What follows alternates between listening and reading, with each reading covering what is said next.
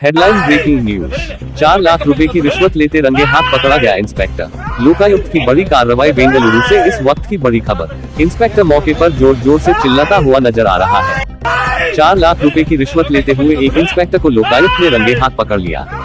Viral video में साफ देखा जा सकता है कि लोकायुक्त अधिकारियों ने इंस्पेक्टर को पकड़ रखा है और इंस्पेक्टर मौके पर जोर जोर से चिल्लाता हुआ नजर आ रहा है। चलिए अब आपको पूरी खबर विस्तार से दिखाते हैं। बताया जा रहा है कि यह कार्रवाई रिश्वत की रकम लेते समय की गई। इस पूरे घटनाक्रम का वीडियो सोशल मीडिया पर तेजी से वायरल हो रहा है, जिसके बाद पुलिस महकमे में हड़कंप मच गया है। लोकायुक्त द्वारा भ्रष्टाचार निवारण अधिनियम के तहत आगे की कानूनी कार्रवाई की जा रही है। फिलहाल मामले में आधिकारिक पुष्टि और विस्तृत जानकारी का इंतजार है।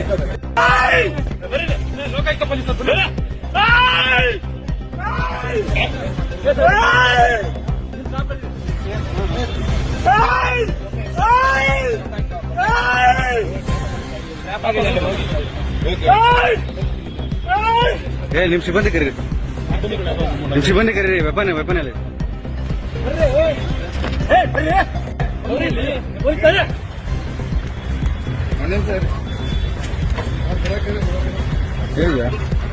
ಬನ್ನಿ ಅಂತ ಹೇಳ್ತಾ ಇದ್ದೆ. ನೀವು ಕೊಡ್ತಾರೆ, ನಾವು ಕೊಡ್ತೀವಿ. ಹೇಳ್ತಾ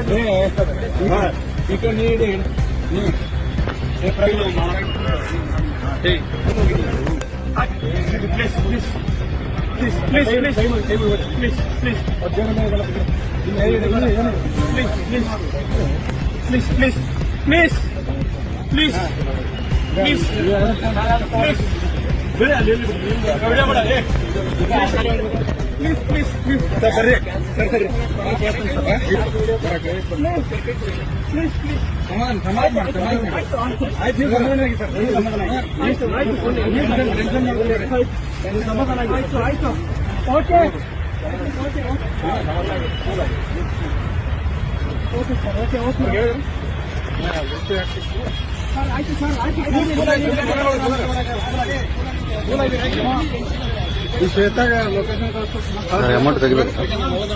ಇಲ್ಲ ಅವ್ರಿಗೆ ಕಳಿಸಿರಿ ಸರ್. ಜೀಪ್ ತೊಗೊಂಡ್ಬರತ್ತಲ್ಲ.